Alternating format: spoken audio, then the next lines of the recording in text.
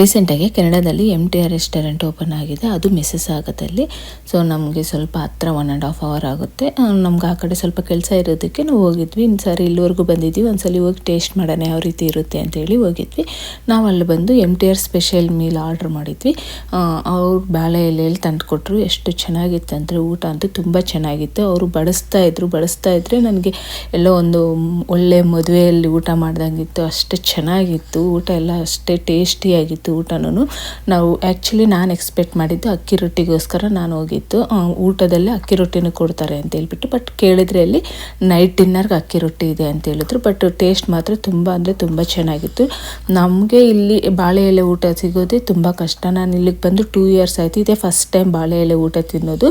ನಾವಿರೋದು ನಯಾಗ್ರಾದಲ್ಲಿ. ಅಲ್ಲಿ ನಮ್ಮ ಸೌತ್ ಇಂಡಿಯನ್ ರೆಸ್ಟೋರೆಂಟ್ಸ್ ಒಂದೂ ಇಲ್ಲ. ಏನಾದರೂ ಬೇಕು ಅಂದರೆ ಈ ಕಡೆ ಮಿಸ್ಸೆಸಾಗ, ಟೊರೊಂಟೊ ಆ ಸೈಡ್ ಬರಬೇಕು. ಬಟ್ ಇಲ್ಲಿ ನಮ್ಗೆ ಸ್ವಲ್ಪ ಹತ್ರ ಅಂತ ಹೇಳ್ಬಿಟ್ಟು ಇಲ್ಲಿಗೆ ಬಂದಿದ್ವಿ. ತುಂಬ ಅಂದರೆ ತುಂಬ ಚೆನ್ನಾಗಿತ್ತು. ನಮ್ಮ ಮಕ್ಕಳಂತೂ ತುಂಬ ಎಂಜಾಯ್ ಮಾಡ್ಕೊಂಡು ತಿಂದರು. ಪ್ರೈಸು ಪರವಾಗಿಲ್ಲ. ಒಂದು ಪ್ಲೇಟ್ ಬಂದು $22 ಇತ್ತು. ಓಕೆ ಅನ್ನಿಸ್ತು. ಆ ಟೇಸ್ಟಿಗೆ ಪ್ರೈಸ್ ಕೊಡ್ಬೋದು ಅನ್ನಿಸ್ತು ನಾನು. $22. ಇಲ್ಲೇ ಯಾರಾದರೂ ಹತ್ರದಲ್ಲಿದ್ದರೆ ಹೋಗಿ ಚೆಕ್ ಮಾಡಿ. ತುಂಬ ಚೆನ್ನಾಗಿದೆ ಊಟ ಅಂತಲೂ.